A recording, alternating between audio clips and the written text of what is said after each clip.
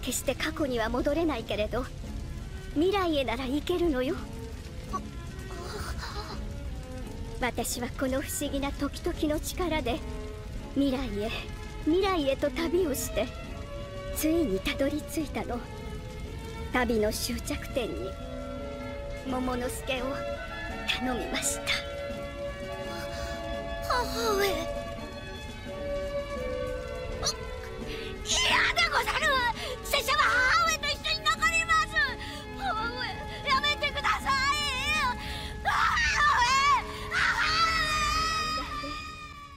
あなたはいつかこの国を背負って立つ男だからよ。母上、怖えのか。何が武士だ。俺はいつか海賊王になる男だ。拙者の名は神崎桃之助。我の国の将軍になる男でござる。月は夜明けを知らぬ君、かなわばその一年は編む月夜に9つの影を落とし、まばゆき夜明けを知る君となる。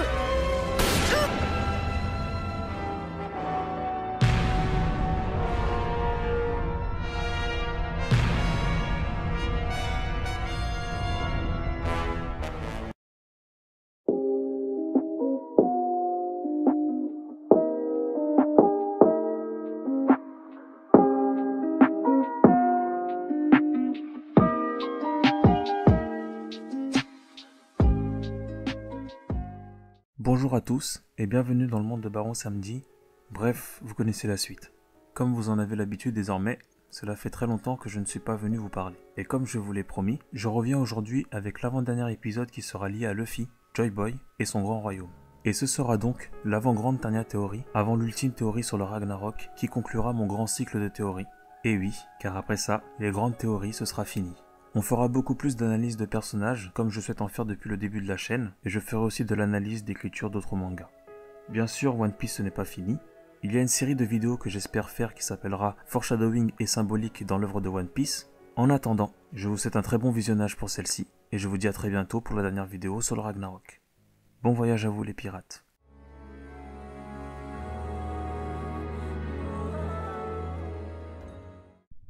Depuis des siècles, voire des millénaires, existent des croyances qui se reposeraient sur l'idée que notre monde ne serait pas régi par une ligne de temps infinie, mais bien par un cycle perpétuel.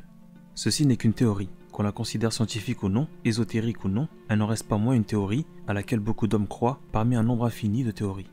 Ce préambule que je vous introduis a son importance dans le sujet que nous allons aborder aujourd'hui. Car après tout, qu'est-ce que nous, de simples fans d'œuvres en tout genre, faisons si ce n'est que d'ajouter des théories à un nombre déjà incalculable de théories qui ont été faites avant nous? Nous aussi, en tant que fans, nous participons à un cycle qui a commencé depuis la nuit des temps et qui se renouvelle à chaque nouvelle œuvre, à chaque nouvelle exploitation d'histoire, qu'elle soit réelle ou qu'elle soit mythologique. Et dans le cas précis de One Piece, le cycle semble être le thème qui poursuit l'œuvre. Car comme dans notre monde, dans l'univers de One Piece, des événements semblent se répéter, avec quelques différences notables certes, mais qui ne suffisent pas à nous enlever l'idée que l'histoire ne se répète pas en boucle. Et avec la question de ce temps qui semble de plus en plus primordial dans l'œuvre, on en vient à se demander si le monde de One Piece ne serait pas piégé dans un cycle lié à un personnage bien précis et réputé pour son sourire.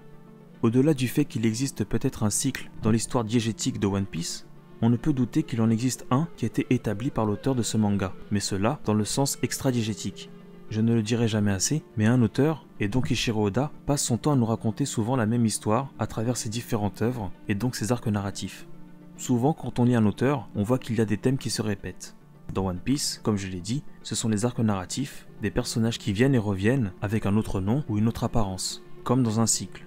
Ceci a d'ailleurs été plusieurs fois critiqué par bien des lecteurs de One Piece. Souvent le reproche qui a été fait au manga était qu'il racontait toujours la même chose ou qu'il racontait toujours la même histoire. Alors peut-on donner tort à ces personnes? Ceci est un autre débat. Ce sera pour une autre vidéo.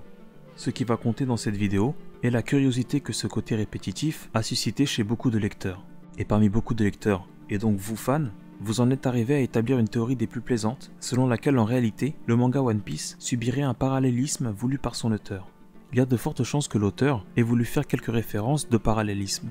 Beaucoup de personnes sur les forums, ainsi que mes confrères youtubeurs tels que Goldie Soul, avaient fait le rapprochement entre Alabasta et Dressrosa. Certains auront vu une ressemblance entre Zou et Skypiea, ou bien l'arc de Whole Cake Island et de Thriller Bark. Et parmi tous ces arcs narratifs, en existe un qui paraît différent de tous. Je veux bien entendu parler de celui de Wano. L'arc de Wano, bien qu'assimilé à Marineford, est différent de tous les arcs dont nous avons déjà été témoins. Depuis le temps que vous me suivez, cela fait maintenant longtemps que je travaille sur toutes les symboliques qui ont été liées à cette saga. Mes vidéos sont nombreuses sur le sujet. Après avoir parlé des 5 familles Di qui seraient originaires de Wano, le rôle possible de Toki, ou bien le complot des Shimotsuki et de bien d'autres histoires, il est temps pour moi de m'attaquer à l'un des tout derniers secrets qui pourrait être lié à Wano, celui de cet homme qui porte le nom de Joy Boy.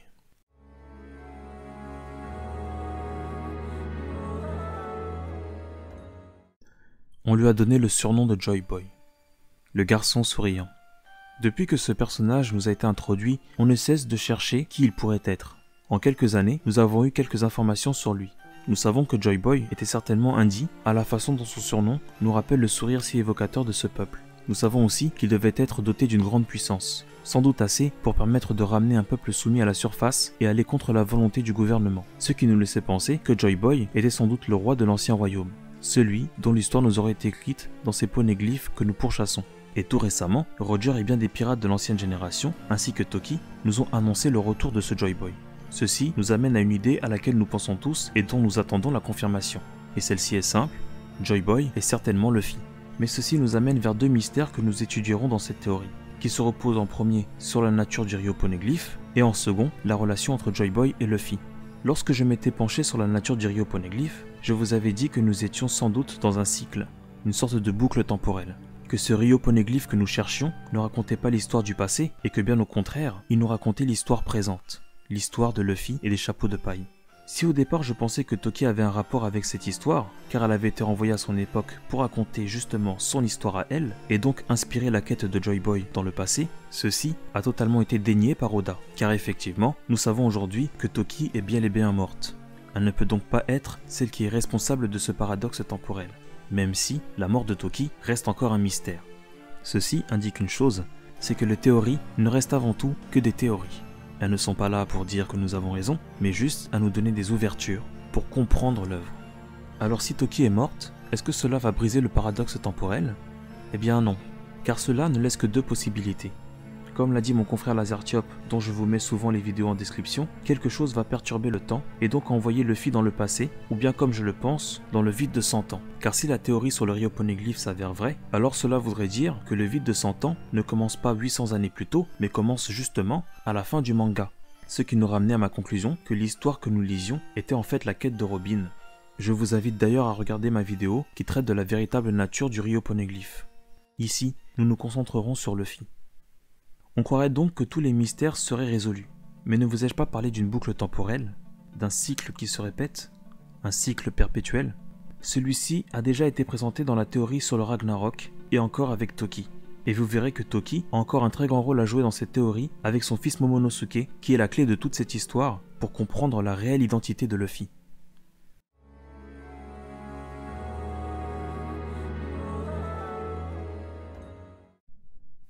De tous les clans de Wano, 3 restent encore mystérieux. Dans mes précédentes vidéos, j'avais abordé les secrets des Kozuki, des Shimotsuki et des Kurozumi, ce qui n'en laisse maintenant que 3. Il ne reste que les Uzuki, les Fugetsu et les Hamatsuki. De ce que nous avons vu dans le manga, Toki est le seul membre officiel des 3 dernières familles qui nous a été présenté. Ceci en apparence, car l'exécution d'Oden nous avait déjà montré quelques membres de ces familles. L'un de mes abonnés, que je salue, m'avait dit que je devais vérifier un des spectateurs de la mort d'Oden. Selon lui, le vieil homme que vous voyez pourrait être du clan des fleurs, dont Mihawk serait un des membres. Une idée que je voudrais relier à la symbolique qui se lie au clan Hamatsuki. Car le clan Hamatsuki, bien que représenté par un seul membre, a une très grande importance dans le manga. Et ceci, il faut absolument que vous le gardiez en tête. De tous les clans, seul le clan Hamatsuki a une mission liée directement à Joy Boy avec les Kozuki. Nous avons vu les Kurozumi, les Uzuki, Fugetsu et Shimotsuki. Aucun n'avait un lien réel avec Joy Boy. Alors bien évidemment, si on part sur ma théorie, les Shimotsuki en réalité étaient les véritables rois de Wano, donc ils pourraient être liés à Joy Boy. Mais pour les autres, nous n'avons pas réellement d'identité. Nous n'avons pas de mission qui soit liée à Joy Boy. Ce qui veut dire une chose, c'est que les Hamatsuki et les Kozuki sont ceux qui se rapprochent le plus du roi de l'ancien royaume. ils pourraient être ceux qui connaissent sa réelle identité. Lors de mes toutes premières théories sur Wano, j'évoquais l'idée que Joy Boy pouvait être un Kozuki qui aurait été vaincu par les dragons célestes, représentés par Orochi, le dragon à 8 têtes. Mais dans ce cas, que seraient les Amatsuki? C'est là que la symbolique cause parfois des problèmes, car encore une fois, tout cela n'est qu'interprétation. Et souvent, on peut faire de la surinterprétation. Et en même temps, autant la symbolique peut nous égarer, autant elle peut nous donner des solutions encore plus mystérieuses. Car si, comme je l'ai dit, toute l'histoire du monde et de la création du gouvernement mondial a commencé à Wano, alors les dits que nous voyons dans le monde, et les grands maîtres de ce monde, pourraient éventuellement être connectés par le sang avec les 5 familles du pays des samouraïs. Et Joy Boy donc ne ferait pas exception à la règle, tout comme son ennemi naturel, le maître du monde, qui répond au nom de Im. Et c'est Im qui devient le plus intéressant dans cette analyse du symbole des Amatsuki, ce qui nous ramène tout naturellement au personnage de Toki. Je me souviens qu'à l'époque, beaucoup pensaient que Toki pouvait avoir un lien avec Im. Et cela est tout à fait normal. Rappelez-vous la façon dont les personnages nous ont été introduits dans le manga.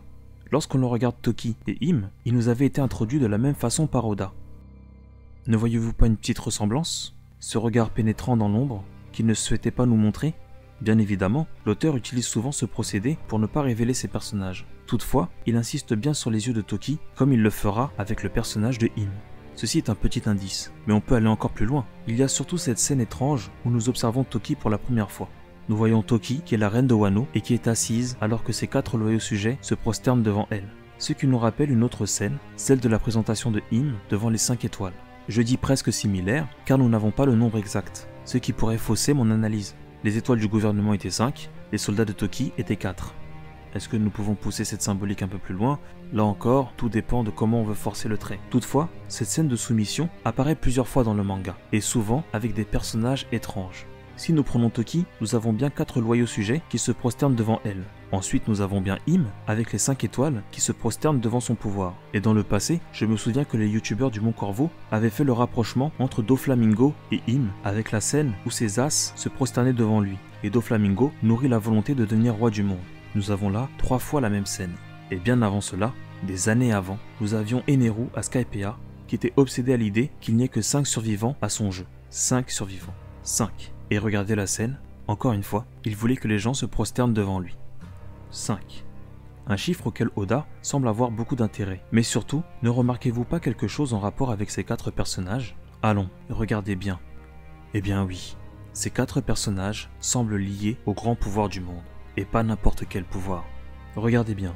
Im est le roi du monde, et il est au-dessus des dragons célestes. Doflamingo est aussi un dragon céleste. Et selon ma théorie sur Eneru, j'évoquais l'idée qu'il était lui aussi un fils de dragon céleste de par sa nature antagoniste à Luffy. Car Eneru est l'ennemi naturel de Luffy, comme les Dits sont les ennemis naturels des Tenryubito. Et Eneru et Luffy doivent s'unir pour assembler les Dits et les Tenryubito qui avant ne formaient qu'une seule et même famille. Eneru pourrait aussi être un Dit. Il pourrait même être un sang mêlé, cela importe peu. Pour en revenir à cette théorie, nous avons 3 personnages qui sont liés au Tenryubito. Mais maintenant que nous repensons à la façon dont Toki nous a été présentée, on peut se dire qu'elle aussi pourrait être une Tenryubito. Toki serait un dragon céleste. Ce qui nous ramènerait à son nom, car le clan Amatsuki est bien lié à la lune et donc au Di, mais à la différence des Kozuki qui sont l'éclat de la lune, le terme Amatsuki signifie lui lune céleste. Une lune dans le ciel. Et des nobles à la tenue de cosmonautes qui vivent au-dessus des hommes. Est-ce que cela ne vous rappelle rien? Toki pourrait donc bien être un dragon céleste, ce qui changerait tout à sa mission et nous donnerait une autre histoire, non? Finalement, Toki ne serait pas l'envoyé des Dits de l'ancien royaume. À l'époque, je pensais qu'elle était une des dernières survivantes de la guerre, à qui on avait donné la mission de retrouver Joy Boy. Mais s'il s'agissait d'autre chose? Et si Toki n'était pas la championne des Dits, mais plutôt une rebelle des Tenryubito? Si on part du principe que Toki était en réalité une femme Tenryubito et que les Amatsuki sont des dragons célestes, alors en réalité, les Dits de Wano et les nobles du gouvernement formaient la même famille et se seraient scindés en 2. Et ceci veut dire qu'en tant qu'Amatsuki, et de par sa ressemblance avec Im, qui est sans doute fortuite, nous aurions peut-être un possible lien idéologique ou familial entre Toki Amatsuki et les dragons célestes dont elle se serait détournée. Pour vous le dire autrement, Toki serait de la famille de Im et elle aurait rejoint les Dits, ce qui laisse songer encore une fois que les Dits et les Tenryubito sont 2 faces d'une même pièce. Les Amatsuki de Wano seraient aussi à Marijoa, et les Kurozumi de Wano pourraient être les Rocks de Marijoa, et ainsi de suite. Les Dits et les Tenryubito sont des frères ennemis qui se sont affrontés et qui aujourd'hui se haïssent sans connaître la raison de leur séparation. Je pense que Toki pouvait avoir la mission de rétablir cette paix. Alors est-ce que cela voudrait dire que Toki était la sœur de Im ou que sais-je? Cela je l'ignore. Ce qui est intéressant est que malgré elle, Toki a participé à rétablir un cycle. L'ultime cycle de Wano que ses enfants allaient perpétuer 20 années plus tard.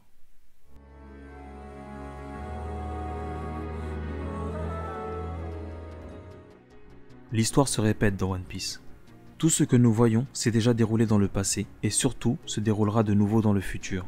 Dans le premier chapitre de cette théorie qui abordait la notion de cycle, je vous parlais de l'immense parallélisme qu'avait voulu instaurer Eiichiro Oda dans son œuvre. Ce parallélisme ne se situe pas que dans les arcs narratifs, mais aussi dans les symboliques, et Wano est le plus grand de tous ces symboles. Depuis le début de l'œuvre, Luffy arrive dans une île qui est oppressée par un mal, et il libère le peuple des tyrans. Ceci est un procédé narratif, mais que je pense totalement voulu par Oda, qui veut nous faire comprendre que Luffy est un sauveur et un élu qui délivrera le monde de son plus grand tyran. Et au fur et à mesure, Luffy fait des promesses, des alliances, qui étrangement semblent les mêmes que Joy Boy a faites par le passé, 800 années plus tôt. Luffy perpétue un cycle, tout comme Zoro perpétuera un cycle, en tuant un dragon et en manquant de tuer un dragon céleste, ce qui fera en sorte qu'il perpétuera le cycle de son ancêtre Ryoma, s'il n'est pas Ryoma lui-même, mais ceci est une théorie un peu folle. Ce qui laisse songer que Ryoma était le bras droit de Joy Boy, tout comme Zoro est celui de Luffy. Les deux ont hérité peut-être d'un ancêtre potentiel. Cependant, vous verrez que dans la fin de la théorie, ceci n'est peut-être pas vrai. Mais revenons-en à cette histoire de cycle. Orochi le dragon a renversé Oden et a pris sa place au-dessus des 5 familles, comme les dragons célestes renverseront Joy Boy pour prendre le trône. Encore une fois, nous nous retrouvons dans une répétition de l'histoire. Donc, tout ce qui se produit à Wano s'est déjà produit dans le passé et à plus grande échelle. Et c'est là que ma théorie pourrait prendre une autre signification. Il y a bien longtemps que je voulais vous en parler, et aujourd'hui, il est temps de comprendre pourquoi l'arc de Wano nous raconte l'histoire de Joy Boy et de la fin de l'ancien royaume. Une histoire que nous raconte Toki Hamatsuki en personne. Vous souvenez-vous de l'une des dernières conversations entre Toki et Oden? Cette dernière conversation entre les deux avait pour sujet Joy Boy et la mission de Toki. Oden Kozuki avait compris ce que recherchait sa femme, Joy Boy en personne. Mais depuis ce temps, nous nous étions souvent demandé de quelle forme de Joy Boy parlait-on. Beaucoup pensaient qu'il s'agissait d'une réincarnation, et que Luffy serait en quelque sorte un élu d'une prophétie. Non, moi je vais vous poser une question. Et si cela était un piège que l'auteur nous avait tendu pour brouiller les pistes? Vous qui regardez mes vidéos, savez qu'il n'y a aucun doute sur la nature de Luffy. Pour moi, Luffy est Joy Boy. Il n'est pas une réincarnation. Il est l'incarnation même de Joy Boy. Il est le Joy Boy dont on parlera dans les poneglyphes et qui par un prodige, que j'ignore encore, qui est sans doute lié à ce paradoxe temporel, sera confondu et oublié. Mais je reste persuadé que Luffy, à travers le temps, deviendra Joy Boy. Mais comment le prouver, me direz-vous? Mais mes amis, je vous dirai que Eiichiro Oda nous a déjà donné la réponse avec cet arc de Wano et l'histoire de Toki. Rappelez-vous ma vidéo sur Wano et l'ancien royaume. Qui était Im dans l'allégorie de ma vidéo sur Wano? Oui, je dis bien qu'il s'agissait de Iori. Dans notre histoire, Iori et Im sont la même personne qui aurait été piégée dans le présent alors que leur frère aurait été transporté dans le futur. Et là, vous commencez déjà à comprendre. J'avais bien parlé de Im, mais que devient Joy Boy dans cette allégorie? Eh bien par simple équation, si Im est Iori, Joy Boy devient Momonosuke. Le fils d'Oden a bien été envoyé de 20 années dans le futur pour restaurer son clan, comme Joy Boy aura été envoyé dans le futur de 800 années pour réinstaurer l'ancien royaume. On se demande encore pourquoi Oda joue avec l'identité d'Iori et pourquoi il aime tant la cacher. Pourquoi il lui donne une identité trouble et il essaie toujours de la mettre dans l'ombre. Eh bien ceci n'avait que pour but de nous faire comprendre que Im et Iori sont liés comme Momonosuke et Joy Boy sont liés. Et qui est le personnage de Joy Boy dans notre histoire? Oui, il s'agit bien de Monkey D. Luffy en personne. Avez-vous compris où je voulais en venir? Avez-vous maintenant compris le cycle qui se répète et le rôle de chacun? Eh bien oui. Iori et sa tragédie représentent l'histoire de Im. Momonosuke, lui, représente Luffy. Et Toki est le symbole de cet ancien royaume. Un royaume qui se serait sacrifié pour envoyer son roi 800 années dans le futur. C'est là que nous devons revenir à l'étrange mort de Toki. Oui, Oda nous a bien confirmé sa mort. Mais est-ce que c'est vraiment le cas? La mort peut avoir plusieurs sens. On peut cesser de respirer et continuer à vivre. Certains pensent même qu'une âme peut continuer à subsister même après la fin. Je l'ai dit dans mon ancienne vidéo sur Laugh Tale, et Laugh Tale a une extrême importance dans cette histoire. Laissez-moi vous expliquer ma théorie. De ce que nous avons vu, Toki est sans doute morte d'épuisement après avoir envoyé les fourreaux et Momonosuke dans le futur. Ceci peut laisser songer que le fruit du temps, et les fruits en général, drainent l'énergie vitale de leur possesseur. Toki a voyagé de 800 années dans le futur, mais pas en une seule fois. Elle n'a pas épuisé son énergie. Mais Joy Boy, lui, a voyagé de 800 années, sans doute en une seule fois. Imaginons quelle quantité d'énergie vitale cela a dû prendre à la personne qui l'a envoyé. Ceci est presque impossible. Sauf si, oui, sauf si, cette personne n'était pas seule. Toki représenterait bien l'ancien royaume, ou comme vous l'avez deviné, tous les habitants de cet ancien royaume qui auraient sacrifié leur énergie vitale pour envoyer Joy Boy dans le futur. Et cet ancien royaume serait mort, mais son âme continuerait à vivre, et ce depuis 800 ans, à travers les mers et à travers les pierres. Ainsi, on aurait une explication au mystérieux pouvoir de la voix de toute chose. La voix de toute chose serait la voix des âmes de l'ancien temps, qui appelle les descendants de l'ancien royaume à revenir à Laugh Tale à travers le Haki. Voilà pourquoi Aiza, qui est une Di, entendait la peine de tous. Voici sans doute la raison pour laquelle Eneru a créé Maxime sans avoir de plan, car il entendait une voix dans sa tête. Voilà pourquoi Momonosuke peut dialoguer avec Zunesha, car contrairement à Luffy, il a le sang pur des Amatsuki et des Kozuki. Son sang d'Amatsuki vient de 800 années dans le passé. Il est donc d'une puissance incroyable. On peut donc songer que Momonosuke peut entendre la voix de Laugh Tale. Tout comme Roger entendait la voix de toute chose à travers les pierres. Et voilà aussi pourquoi Luffy est amené à entendre la voix qui lui annoncera son identité, celle qu'il est Joy Boy en personne. Non pas sa réincarnation, mais le Joy Boy qui aurait été sauvé par son peuple.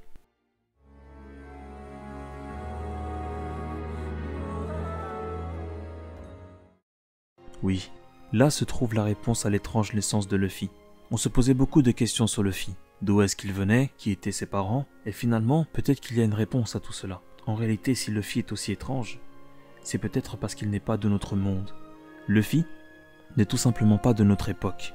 Luffy est né il y a 800 années, et il était le roi de l'ancien royaume. Luffy vient en réalité du passé. Ainsi donc, Joy Boy aurait donc réellement voyagé dans le futur. Et tout ceci nous est encore confirmé par le personnage de Momonosuke. Et là je dois faire un petit disclaimer, car cette vidéo sur Luffy devait être sortie après le chapitre où Momonosuke avait fait sa grande demande. C'est ce chapitre sur la transformation de Momonosuke qui m'avait poussé à sortir cette vidéo. Malheureusement, j'ai mis beaucoup trop de temps pour la sortir. Pour en revenir au chapitre de Momonosuke et de sa transformation, dans celui-ci, il avait émis une volonté, celle de grandir pour battre Kaido. Mais juste avant cela, il a accompli une prouesse. Momonosuke, devant toute une assemblée, a annoncé qu'il voulait devenir le shogun de Wano. Or cela ne vous rappelle-t-il rien?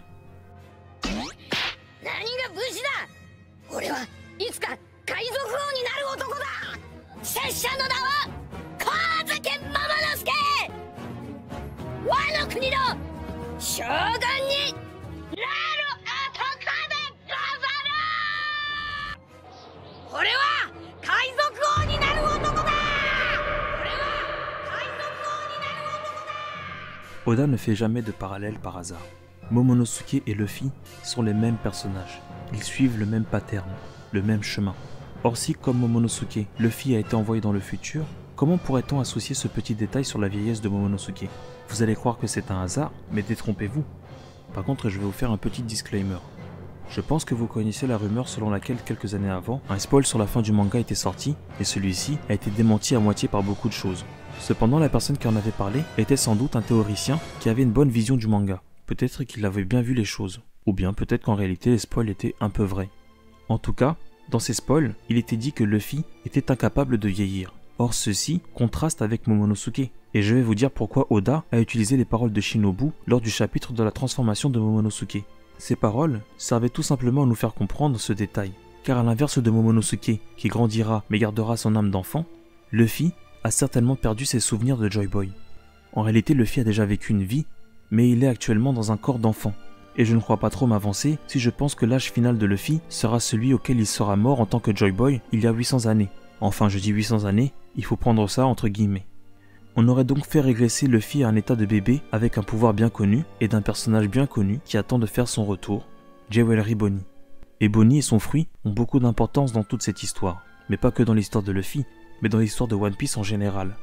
Il existe une théorie selon laquelle les fruits du démon fonctionneraient par paire, contraires ou complémentaires. Oda l'a presque confirmé. Il suffit de voir le fruit du caoutchouc et de la foudre, ou bien le fruit de l'âme de Big Mom et celui de la résurrection de Brook. Le fruit de Shinobu qui fait mûrir serait complémentaire à celui de Bonnie. Dans cette histoire, une personne aurait fait rajeunir Joy Boy et l'aurait envoyé dans le futur dans le but de le sauver de la fureur de Hime. On comprendrait pourquoi il y avait cet acharnement à tuer les bébés lors de la naissance de Ace. Le gouvernement cherchait certes Joy Boy, mais en tant que nourrisson. Mais qui l'aurait recueilli? Qui aurait élevé Luffy? Son père et son grand-père. Mais cela serait en contradiction avec ce que je dis, pas vrai? Beaucoup de personnages disent que le père de Luffy est Monkey D. Dragon.